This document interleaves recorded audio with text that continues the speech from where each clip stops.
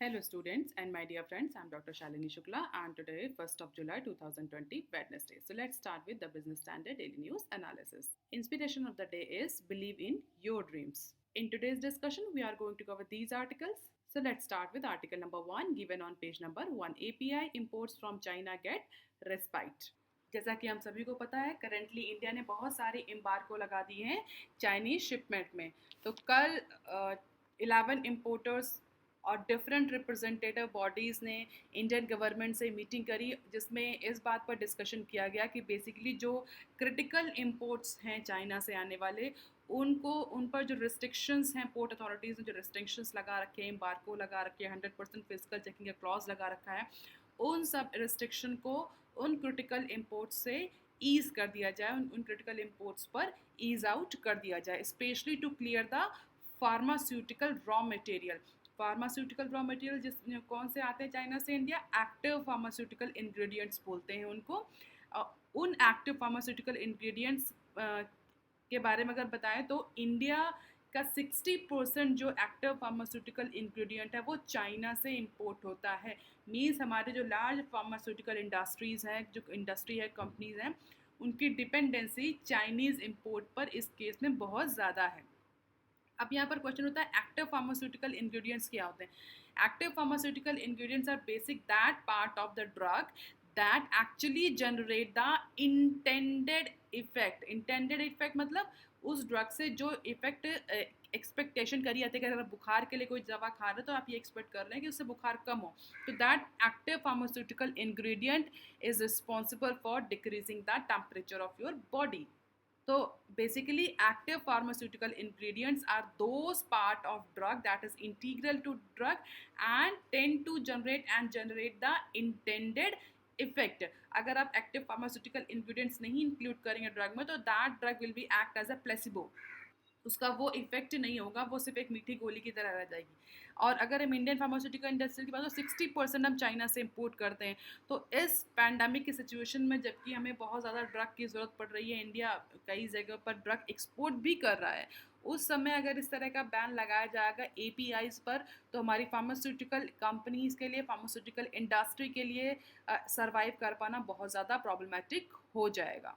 कल जो इंडिया के टॉप इंपोर्टर्स हैं LG, Samsung, Toyota, Honda, siemens, इन्होंने भी गवर्नमेंट ऑफ इंडिया से रिक्वेस्ट करी है कि जो इनके कंसाइनमेंट आ रहे हैं स्पेशली जो इनके कंसाइनमेंट इलेक्ट्रॉनिक्स और अदर ऑटोमोबाइल पार्ट्स आ रहे हैं उनको 100% इंस्पेक्शन के रूल से एग्जेम्प्ट कर दिया जाए। तो काफ़ी डेलिब्रेशंस और नेगोशिएशन के बाद में गवर्नमेंट ऑफ इंडिया ने फ़िलहाल के लिए जो एक्टिव फार्मास्यूटिकल इंग्रेडिएंट्स आते हैं चाइना से उनको क्लियर कर दिया गया है, उनको उनके जो रिस्ट्रिक्शंस है वो ईज़ आउट कर दिए गए हैं जिससे कि जो ऑथराइज्ड इकोनॉमिक ऑपरेटर्स हैं चाइना के जो टायर 3 कैटेगरी में फॉल करते हैं they will now able to send the active pharmaceutical ingredients to India without और easing restriction of 100% inspection rules. अब यहाँ पर कुछ क्वेश्चन उठते हैं। सबसे पहले तो ऑथराइज्ड इकोनॉमिक ऑपरेटर्स क्या होते हैं, एक्टिव फार्मास्यूटिकल इंग्रेडिएंट्स क्या होते हैं।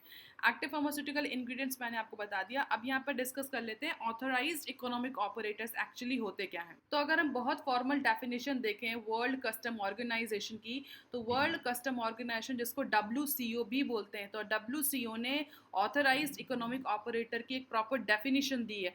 As per that definition a party involved in the international movements of goods in whatever function that has been approved by or on behalf of the nation's custom administrations as complying with WCO or equivalent supply chain security standard. तो ऐसी party जो international trade में involve है और जिसको approve किया है किसी पर्टिकुलर कंट्री की गवर्नमेंट ने या कंट्री की गवर्नमेंट के बिहाफ पर उसके कस्टम अथॉरिटीज़ ने कस्टम एडमिनिस्ट्रेशन ने in order to supply particular goods और आइटम्स।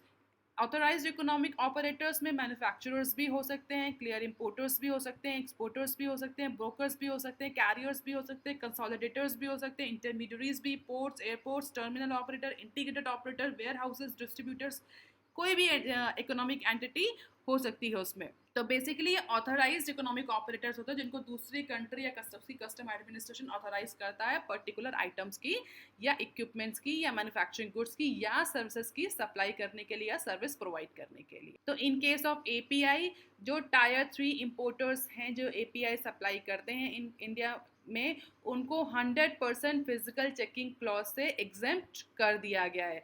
ये जानते हुए कि इंडियन फार्मास्यूटिकल जो इंडस्ट्री है that has a heavily dependency on API imports from China, and because of all these embargoes and restrictions and non-tariff barriers, the pharmaceutical industry was facing the huge shortage of raw material, जिसकी वजह से बहुत सारे वो drugs manufacture नहीं कर पा रहे थे। तो अब फिलहाल के लिए गवर्नमेंट ने टायर 3 AEO से जो आने वाला इम्पोर्ट है उसको 100% चेकिंग से एग्जाम कर दिया गया है। फिलहाल के लिए चेन्नई और विजाज जैसे जो भी एयरपोर्ट्स हैं या पोर्ट्स हैं इंडिया में, उनको फर्दर ऑर्डर के लिए रिस्ट्रिक्ट किया गया कि आपको जब तक आगे के ऑर्डर ना आए तब तक कि आप कंसाइनमेंट को होल्ड पर रख सकते हैं। इंडिया ने बेसिकली एपीआईज पर या इलेक्ट्रॉनिक गुड्स पर अगर बात करें तो लगाया था, पर एपीआईज पर भी क्यों एम्बार्गो लगाया? क्योंकि इंटेलिजेंस इनपुट ये थे कि चाइना में send the illegal import of narcotics to India, तो इसीलिए एपीआई जो इम्पोर्ट था उस पर भी रिस्ट्रिक्शन लगाया गया था। बट फिलहाल के लिए जो ऑथोराइज्ड ऑपरेटर्स हैं वो इंडिया में सप्लाई कर सकते हैं विदाउट 100% फिजिकल चेकिंग प्रोसेस। और जैसा कि हम ऑलरेडी डिस्कस कर चुके हैं 60% जो इंडिया की फार्मास्यूटिकल इंडस्ट्री का जो एक्टिव फार्मास्यूटिकल इंग्रेडिएंट्स है वो चाइना से आता है। तो आप ये देख सकते हो जो डिफरेंट मेडिकेशंस हैं, हमारे मेडिसिन हैं, उनका कितना परसेंटेज जो है वो चाइना पर डिपेंड करता है इन टर्म्स ऑफ एपीआई। तो आप देख सकते हैं मैक्सिमम 100% टू 73.6% जो हमारा एपीआई आ रहा है इन सारे मेडिसिन में वो चाइना से ही आ रहा है। जैसा 100% जो हमारा ऑक्सीटेट्रासाइक्लिन के लिए जो एंटीबायोटिक है जिसके लिए जो एपीआई आता है वो 100% चाइना से आता है। टेट्रासाइक्लिन 99.8%, इसी तरह 99.4% एरिथ्रोमाइसिन से भी, norfloxacin 98.5, vitamin B12 93.5, neomycin 91.9, all these are the very important antibiotics. Heparin जो कि डायलिसिस में सबसे ज़्यादा यूज़ होती है, 86.3% हमारी जो हिपैरिन की डिपेंडेंसी होती है वो चाइनीज़ एपीआई पर डिपेंड करती है। तो हिपैरिन कार्डियक पेशेंट्स के लिए, किडनी पेशेंट के लिए बहुत इंपॉर्टेंट ड्रग है या बहुत इंपॉर्टेंट मेडिकेशन है जिसकी 86.3% डिपेंडेंसी चाइना पर। तो इमेजिन करिए अगर ये हिपैरिन जैसे जो एपीआई को अगर रोक देगी गवर्नमेंट ऑफ इंडिया, तो जितने हमारे डायलिसिस पेशेंट्स हैं, जो कार्डियक के पेशेंट्स हैं, जो सब, और all these are the very critical problems और द क्रॉनिक इलनेस जिसे बोलते हैं, उन सारे पेशेंट को बहुत ज़्यादा इशू हो जाएगा। इसीलिए गवर्नमेंट ऑफ इंडिया ने एपीआई जो इम्पोर्ट्स हो रहा है उसमें कुछ रिलैक्सेशन दी। अब देख लेते हैं next news, that is article number 2 given on page number 1। Core sector output shrink 23% इन मे। जैसा कि बहुत सारी रेटिंग एजेंसी जो रिसर्च एजेंसीज हैं वो उन्होंने एक्सपेक्ट किया था कि मई के महीने में 35 to 45% इंडस्ट्रियल आउटपुट कॉन्ट्रैक्शन देखने को मिलेगा।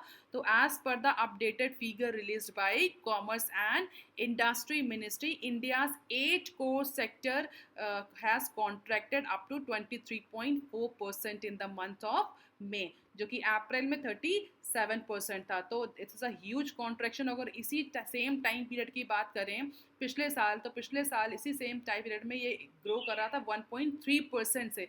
तो बिकॉज ऑफ दिस इकोनॉमिक और कोविड-19 सिचुएशन इंडस्ट्री का 8 कोर जो सेक्टर्स हैं हमारे वो श्रैंक कर रहे हैं 23.4% से।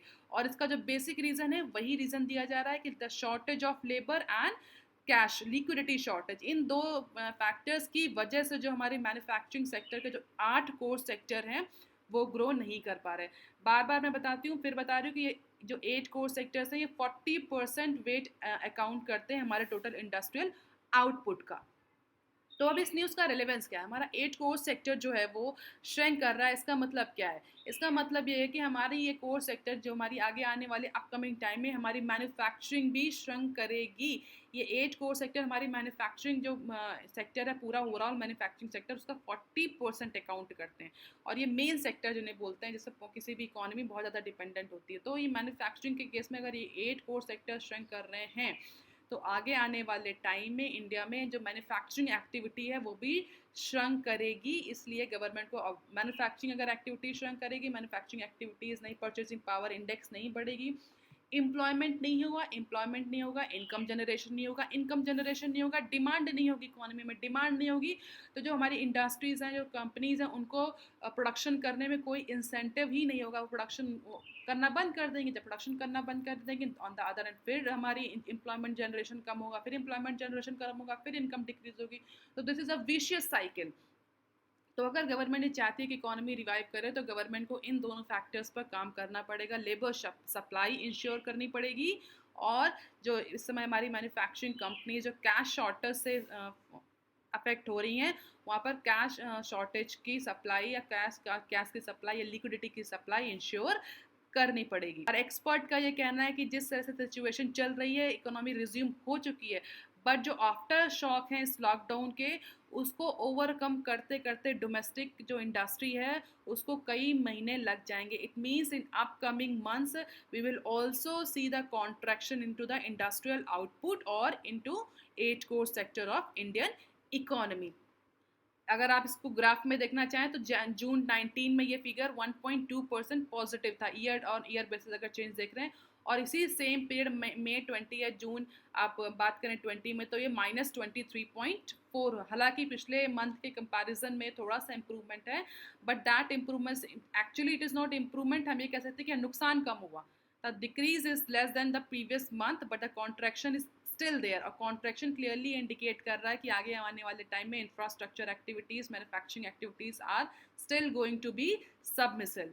और ये इंडिकेशन किसी भी इकोनॉमी के लिए अच्छा इंडिकेशन नहीं है, स्पेशली जब इकोनॉमी रिवाइवल की सिचुएशन में हो या सेल्फ रिलायंस के मोड पर चल रही हो।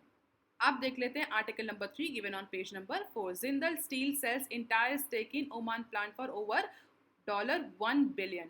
Just like Reliance Industry, Jindal Steel and Power is also planning to reduce its debt or minimize its debt in this financial year. In this line, Naveen Jindal led Jindal Steel and Power said on Tuesday that it is going to accept the binding offer from Templar Investment to divest its entire stake in its Oman assets or Oman subsidiary, that is Jindal Sheeted Iron and Steel। तो अपनी Oman asset को Jindal steel पूरा cell करने जा रही है, entire stake अपना उसमें सेल करने जा रही है। और ये बेसिकली जेएसपीएल का जो कमिटमेंट है, जो डाइवेस्टमेंट कर रही है, ये डाइवेस्टमेंट जेएसपीएल का जो करंट कमिटमेंट है, विजन है, उसी के इनलाइंड है। और क्या करंट कमिटमेंट और विजन है जेएसपीएल का? JSPL wants to bring down its debt and deleverage its balance sheet just like Reliance Industries. और अगर वैल्यूएशन की बात करें तो ओमान का जो असेट्स है जेएसपीएल का, Jindal shaded iron and steel, उसका टोटल वैल्यूएशन $1 बिलियन का है, जिसके लिए एल्पेन कैपिटल को अपॉइंट किया गया है to run out the sale process. And as per the Alpen capital, that is a West Asia based investment bank, has received the competitive offers from multiple interested bidder और investors। और अगर gross date की बात करें तो पूरा JSPL पे जो ग्रॉस डेट है वो 5,690 करोड़ का ग्रॉस डेट है as per the company balance sheet till March 2020। तो ओमान के प्लांट पर 5,619 करोड़ का डेट है उसकी बैलेंस शीट के अकॉर्डिंग। और टोटल जेएसपीएल पर जो ग्रॉस डेट है, जिसको एक्चुअली कंपनी रिड्यूस करना चाह रही है या अपने डेट को कम करना चाह रही है, डी लीवरेज करना चाह रही है अपनी बैलेंस शीट को, तो टोटल जेएसपीएल पर है 36,825 करोड़ का। तो ओमान प्लांट को सेल करने के बाद में जेएसपीएल का कुछ डेट जो है वो रिड्यूस होगा, और ऐसा एक्सपेक्ट किया जा रहा है कि अपकमिंग टाइम में हमें जेएसपीएल में और ज़्यादा इन्वेस्टमेंट या स्टेक सेलिंग देखने को मिलेगी, क्योंकि जेएसपीएल का इस बार का जो विजन है वो अपने डेट रिडक्शन या डी लीवरेज करना बैलेंस शीट को। आप देख लेते हैं article number 4 given on page number 8। Banking credit shrunk 1.7% as lockdown bites। इस तरह की न्यूज़ भी अभी हम कंटिन्यूअस डिस्कशन में रखते हैं कि बैंकिंग जो इंडस्ट्री है हमारी, इस समय उसका क्रेडिट जो है, क्रेडिट ग्रोथ रेट वो बहुत श्रंक कर गया है। और बैंक्स के लिए हम ऑलरेडी कई बार बता चुके हैं आपको, बैंक्स के लिए उनके क्रेडिट ही उनका असेट्स होते हैं, उनकी इनकम होते हैं। और अगर उनका क्रेडिट ग्रोथ नहीं हो रहा, इट मीन्स बैंक की इनकम नहीं हो रही, banks are not performing well, और उनका एनपीए भी बढ़ रहा है। तो इसी न्यूज़ में आज की भी न्यूज़ कवर करी गई है। बैंक क्रेडिट जो as per the survey of the recent data released by RBI, bank credits shrunk by 1.7% in the month of May compared to मार्च। मार्च के महीने के कंपैरिजन में इस मंथ में बैंक क्रेडिट जो ग्रोथ है वो 1.7% तक श्रंक कर गई है। और ऐसा नहीं कि कोई स्पेसिफिक सेक्टर में, कि इंडस्ट्री में ही श्रंक करी हो या सर्विस सेक्टर में ही श्रंक करी हो। ये जो श्रंक है, जो कॉन्ट्रैक्शन है, ये एग्रीकल्चर, इंडस्ट्री, सर्विस, रिटेल और प्रायोरिटी सेक्टर लेंडिंग्स हैं, उन सब के लोन में ये श्रंकिंग या ये कॉन्ट्रैक्शन देखने को मिला है। जैसा कि हम सभी जानते हैं, मई जो था वो पूरा सेकेंड मंथ था जिसमें नेशन वाइड लॉकडाउन हुआ था। हालांकि मई के अंत तक कुछ इकोनॉमिक एक्टिविटीज रिज्यूम हो चुकी थी, but as per the data release by Reserve Bank of India, gross bank credit was down to 91.08 trillion in the month of May in comparison to 92.63 trillion in the month of मार्च। तो मार्च के महीने में credit जो growth, जो credit का amount था वो 92.63 billion था, जो कि मई में रिड्यूस होकर के 91.08 बिलियन हो गया, और ईयर टू ईयर ट्रिलियन हो गया। और ईयर टू ईयर बेसिस की बात करें तो gross bank credit growth rate decelerate हुई है 7% से। पिछले साल इस पिछले टाइम पीरियड में, अगर हम पिछले फाइनेंशियल ईयर की बात करें, फाइनेंशियल ईयर 20 और 90 की, तो उस समय सेम पीरियड मई में जो क्रेडिट ग्रोथ रेट थी वो 11.5% थी, जो कि इस फाइनेंशियल ईयर में, फाइनेंशियल ईयर 2020 में आकर के 7% हो गई है, या मई 2020 में 7% हो गई। तो ईयर टू ईयर बेसिस में भी डिक्रीज देखने को मिला है, 11.5% से 7% का डेसिलरेशन देखने को मिला। और अगर इन टर्म्स ऑफ साइज बात करें लोन टू इंडस्ट्री, तो चाहे वो लार्ज इंडस्ट्री हो, चाहे वो मीडियम हो, चाहे वो माइक्रो एंड स्मॉल इंडस्ट्री हो, सब में डिक्लाइन देखा गया है, लोन या बोरोइंग में डिक्लाइन देखा गया। मतलब सारी लार्ज, मीडियम, स्मॉल, माइक्रो, सब ने ही, सारी इंडस्ट्री में जो लोन, जो बोरोवर्स हैं, जो लोन टेकिंग एक्टिविटी है वो कम हुई है, क्रेडिट टेकिंग एक्टिविटी कम हुई है। माइक्रो एंड स्मॉल सेगमेंट ने 7.6% का स्लम शो किया है, मीडियम साइज जो इंटरप्राइजेस उन्होंने 5.4% का, और जो लार्ज सेगमेंट है, लार्ज इंटरप्राइजेस है, बिग कॉन्ग्लोमरेट्स है, उनमें मिनिमम फॉल है, बट फॉल उनमें भी है, दैट इज 0.4% का फॉल देखा गया है। स्पेशली अगर हम ध्यान से देखें तो जो हमारा लार्ज कॉर्पोरेट्स हैं, जो लार्ज कॉन्ग्लोमरेट्स हैं, बड़े बड़े ऑर्गेनाइजेशंस हैं, उनमें कम फॉल देखा गया, बट ये फॉल है, यही इंपॉर्टेंट है, it should be positive number, ये ग्रोथ होनी चाहिए थी, बट ये फॉल है, तो ये सीधा इंडिकेशन है कि आगे आने वाली जो टाइम है that is very crucial for Indian economy. अगर हम बात करें कि ये जो अगर क्रेडिट ग्रोथ रेट कम हो रहा है तो उसका क्या फ़र्क पड़ने वाला है हमारी इकोनॉमी पर, कम हो रहा है, ठीक है, लोग लोन नहीं ले रहे हैं। अगर हमारा कॉर्पोरेट सेक्टर की लेंडिंग कम हो रही है, अगर हमारा कॉर्पोरेट सेक्टर, हमारा जो इंडस्ट्री है, चाहे वो मैन्युफैक्चरिंग हो, चाहे वो सर्विस सेक्टर हो, चाहे वो एग्रीकल्चर, अगर वो लोन नहीं ले रहा है, अगर उसमें क्रेडिट ग्रोथ रेट कम हुई है, तो ये सिंपल इंडिकेशन है कि आगे आने वाले टाइम में इन्वेस्टमेंट भी गिरेगा। कि लोन लेते हैं तो कॉर्पोरेट्स या जो इंडस्ट्री एक्सपर्ट, जो इंडस्ट्री रिप्रेजेंट,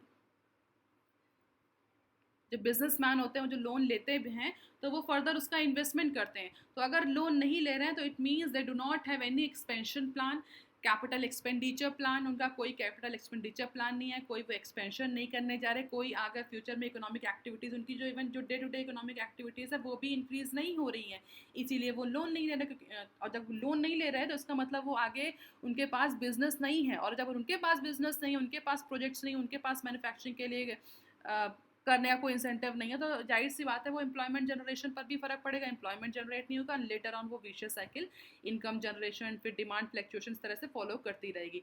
तो अगर क्रेडिट ग्रोथ रेट गिर रही है बैंकिंग इंडस्ट्री की, तो एक क्लियर इंडिकेशन होता है कि इस बार इन्वेस्टमेंट भी गिरेगा, और इन्वेस्टमेंट गिरेगा तो जाहिर सी बात है उसका सीधा इम्पैक्ट हमारी इकोनॉमिक ग्रोथ पर पड़ता है।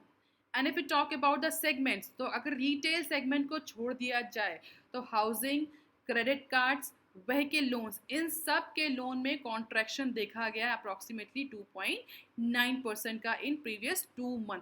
केवल एक रिटेल सेक्टर ऐसा है जिसमें क्रेडिट ग्रोथ रेट देखी गई है या पॉजिटिव क्रेडिट ग्रोथ रेट देखी गई है। और आउटस्टैंडिंग क्रेडिट ग्रोथ रेट हुई है क्रेडिट रिटेल सेक्टर में, जो कि अप्रोक्सीमेटली 24.78 ट्रिलियन का आउटस्टैंडिंग रिटेल क्रेडिट हो गया है। तो चाहे हाउसिंग हो, चाहे क्रेडिट कार्ड हो, चाहे व्हीकल लोन्स हो, चाहे लार्ज स्केल कंपनीज हो, मीडियम स्केल कंपनीज हो, स्मॉल एंड माइक्रो हो, प्रायोरिटी सेक्टर लिंक्ड हो, एग्रीकल्चर हो, इंडस्ट्री हो, सर्विस हो, सब में कॉन्ट्रैक्शन देखा गया है इन टर्म्स ऑफ क्रेडिट। और ये बहुत क्लियर अच्छा इंडिकेशन नहीं है किसी भी इकोनॉमी के लिए, क्योंकि अगर क्रेडिट ग्रोथ कम हो रहा है तो बहुत ही क्लियर इंडिकेशन है कि आगे आने वाले टाइम में इकोनॉमी भी ग्रो नहीं करेगी, जैसा कि आप ऑलरेडी इस ग्राफ में देख सकते हैं। Industry, service, retail, priority sector, lending, इन तीनों के ही, इन सब में ही क्रेडिट ग्रोथ रेट डाउन हुआ है, क्रेडिट में कॉन्ट्रैक्शन देखा गया है। इंडस्ट्री 1.5% का, सर्विस -2.0,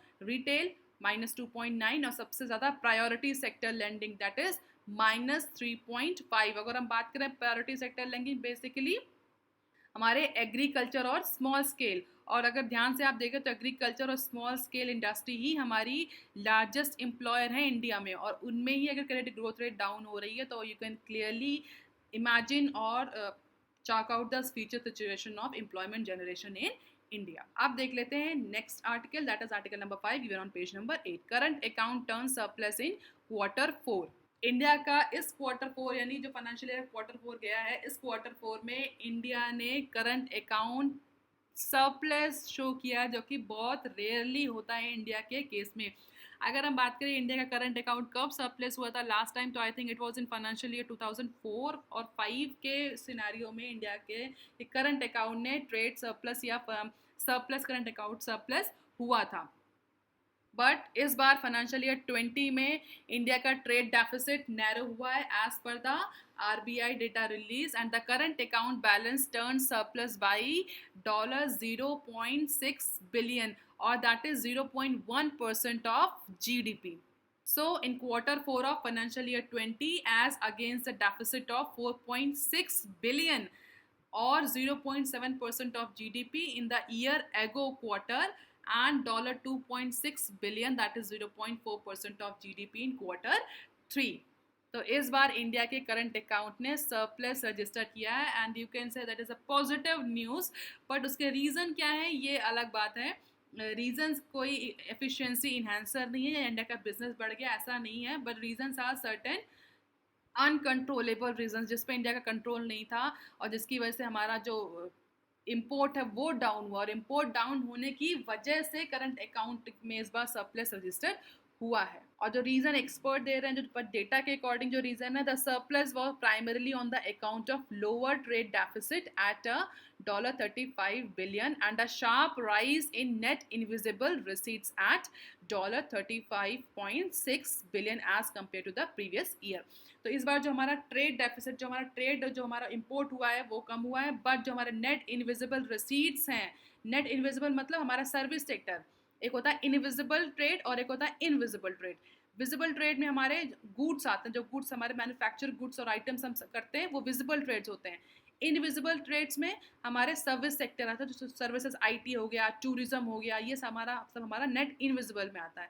तो इस बार इंडिया ने इस फाइनेंशियल ईयर 20 के क्वार्टर 4 में इंडिया ने बेसिकली जो स्टेट सरप्लस है, करंट अकाउंट सरप्लस रजिस्टर किया है, उसका बेसिक रीज़न है नेट इनविजिबल रिसीट्स। जो हमारा नेट इनविजिबल रिसीट्स, हमारा जो सर्विस सेक्टर है, टर्शरी सेक्टर है, उसमें रिसीट्स बढ़ी हैं अप टू $35.6 बिलियन, यानी हमारे IT सेक्टर ने, टूरिज्म ने अच्छा परफॉर्म किया है पिछले फाइनेंशियल ईयर 20 में। और जैसा कि अगर हम डेटा देखें पिछले कुछ सालों का, तो आप देख सकते हैं current account deficit financial year 18 में इट वाज -57.2%, और 19 में फिर और कम हुआ, फिर फर्स्ट क्वार्टर में और कम हुआ, क्वार्टर 4 में और कम हुआ, 19 के ही क्वार्टर 4 में और कम हुआ, और फिर जनवरी मार्च 2020 में ये सरप्लस में पहुंचे 0.6 बिलियन तक आ गया है। और किसी भी इकोनॉमी के लिए करंट अकाउंट अगर सरप्लस में है तो that is a good indication. कहीं ना कहीं जो हमारी इंडस्ट्री, हमारी जो कंट्री है, वो अपना ट्रेड सरप्लस बढ़ा, ट्रेड डेफिसिट कम कर रही है, हमारी जो डिपेंडेंसी है वो इंपोर्ट्स पर कम हो रही है, और हम एक्सपोर्ट ज़्यादा कर रहे हैं, चाहे वो ट्रेड में एक्सपोर्ट कर रहे हैं, चाहे वो हम गुड्स में एक्सपोर्ट बढ़ा रहे हैं अपना, चाहे वो नेट इनविजिबल या सर्विस सेक्टर में इंपोर्ट अपना एक्सपोर्ट बढ़ा रहे हैं। तो अगर हमारा एक्सपोर्ट बढ़ रहा है तो इसका मतलब ये है कि हाँ, इंडिया कहीं ना कहीं सेल्फ रिलायंस की तरफ बढ़ रहा है, या मैन्युफैक्चरिंग हब की तरफ बढ़ रहा है। हमारा जो हम एज अ सर्विस प्रोवाइडर या प्रोडक्ट या मैन्युफैक्चरर इमर्ज हो रहा है rather than market. Generally India को मार्केट ट्रीट किया जाता है, जो डेवलप नेशंस हैं वो इंडिया को एज अ मार्केट ट्रीट करते हैं और अपना जो एक्स्ट्रा प्रोडक्शन होता है वो इंडियन इकोनॉमी में डंप करते हैं या सेल करते हैं in order to raise their profit. But अब इंडियन इकोनॉमी का अगर ट्रेड सरप्लस में जा रहे हैं, इसका मतलब हम बाहर ज़्यादा सामान बेच रहे हैं, सामान कम खरीद रहे हैं। सामान ज़्यादा बेच रहे हैं, इसका मतलब ये है कि हमारी इकोनॉमी मजबूत हो रही है, हमारे यहाँ इंडस्ट्री जो है वो मजबूत हो रही है। बट इस बार क्या रीज़न रहा है इस सरप्लस का? ये हो सकता है ये रीज़न ना रहा हो कि हमारी इकोनॉमी मजबूत हो रही है। May be there are certain international और सर्टन अनकंट्रोलेबल रीजंस, और एज पर द एक्सपर्ट जो हमारे नेट इनविजिबल का जो रिसीट्स है वो बढ़ी है, यानी हमारे सर्विस सेक्टर ने, हमारे टर्शरी सेक्टर ने अच्छा परफॉर्म किया है in comparison to our manufacturing sector. तो उस सर्विस सेक्टर की वजह से हम सरप्लस में आ रहे हैं। ऑल्दो कोई भी रीज़न हो, फिर भी that is a good news for Indian economy. अब देख लेते हैं other news clips. Future Aegis insurance biz sale to SBI general Premji invest. The Kishore Biyani led future group has zeroed in on SBI General to sell its majority stake in the General Insurance joint venture, and on Premji Invest for its life insurance venture stake. Bankers in the know said। तो future group अपने SBI में जो उसका stake है, उस SBI general insurance में उस stake को सेल आउट करने जा रहा है, और SBI जो लेड जनरल इंश्योरेंस कंपनी है उससे अब अपना इन्वेस्टमेंट ज़ीरो कर रहा है और बाहर निकल रहा है। The lenders are asking to promoters to expedite the sale of insurance joint venture and use the proceeds to repay the loan, considering that they have defaulted। तो इन्वेस्ट जो शेयर होल्डर्स हैं, लेंडर्स हैं, उन्होंने कहा कि आप अपना cell जो शेयर है SBI जनरल इंश्योरेंस में उसको बेचिए, and that proceed will be used to repay the loans, considering that they have defaulted on many borrowings। And the future group holds 51% in the general insurance business, and the other parts or other share or stakes are owned by the Italy Generali group। And in the life insurance venture, the group stake is capped at 34%. Stake in both insurance companies are pledged with the lender। So now Kishore Biani led future group is zeroed in or going to sell out its majority stake in SBI General। अब देख लेते हैं next news. ByteDance $1 billion plan takes a hit. India ने 59 जो Chinese app ban किए हैं, उस Chinese app को बैन करने के बाद बहुत सारे ऐसे बिजनेस या बिजनेस हाउसेज या इन्वेस्टर जो कि इंडिया में एक्चुअली इन्वेस्टमेंट करने जा रहे थे या अपना बिजनेस एक्सपेंड करने जा रहे थे, जिसमें से ByteDance एक है, उन सब के प्लान अब हिट कर गए या अनसर्टेनिटी में चले गए हैं। The ban on dozens of Chinese apps following a border clash between two nations has possibly derailed a $1 billion India expansion plan of Chinese ByteDance, that also sparking an uproar from users of its popular TikTok video application। और TikTok को जैसे कि Google और Apple के app store से remove कर दिया गया है आफ्टर द गवर्नमेंट अनाउंसमेंट, जिसकी वजह से जो ByteDance है उसका जो एक्सपेंशन का प्लान था इंडिया में $1 बिलियन का, वो अब हिट करेगा। इस तरीके से सिर्फ एक ही नहीं, ऐसी बहुत सारी कंपनीज हैं जिन्होंने प्लान किया था, स्पेशली चाइनीज़ फर्म्स जो प्लान कर रही थी कि इंडिया में वो अपना एक्सपेंशन करेंगी, अपना और ज़्यादा इन्वेस्टमेंट बढ़ाएंगी, क्योंकि इंडिया में उनका बहुत ज़्यादा यूज़र बेस था। अगर हम टिकटॉक की बात कर लें तो टिकटॉक का 10% जो रिवेन्यू आता था वो सिर्फ इंडियन मार्केट से आता था, और अगर इस तरह का बैन हो गया है तो जो उसकी पेरेंट कंपनीज जैसे ByteDance जो ऑलरेडी इन्वेस्ट करने जा रही थी, अब उसका इन्वेस्टमेंट नहीं होगा या फिलहाल के लिए वो इन्वेस्टमेंट पोस्टपोन हो गया है। अब देख लेते हैं next news. Xiaomi to bear the biggest brunt of app ban in India. तो जो कल गवर्नमेंट ऑफ इंडिया ने जब भी रिसेंटली डिसीजन लिया 59 ऐप बैन करने का, तो as per the expert Xiaomi is going to be affected by that ban vigorously. जितने भी कंपनीज उसमें सबसे ज़्यादा इम्पैक्ट होगा वो Xiaomi पर होगा। With over 10 million downloads, MI community Xiaomi forum app is the most convenient medium for Xiaomi 100 million member community platform. तो अब क्योंकि अगर आपको पता तो MI कम्युनिटी भी बैन हुआ है, इस पर जो 59 जो एप्लीकेशंस हैं उसमें MI कम्युनिटी जो एप्लीकेशन है वो भी बैन कर दिया गया है। तो इस बैन से जो Xiaomi है वो सबसे ज़्यादा अफेक्ट होगा, क्योंकि उसके सबसे ज़्यादा यूज़र बेस इसी ऐप पर थे। अगर डाउनलोड्स की बात करें या यूजर्स की बात हो तो 10 मिलियन का यूजर बेस था इसका.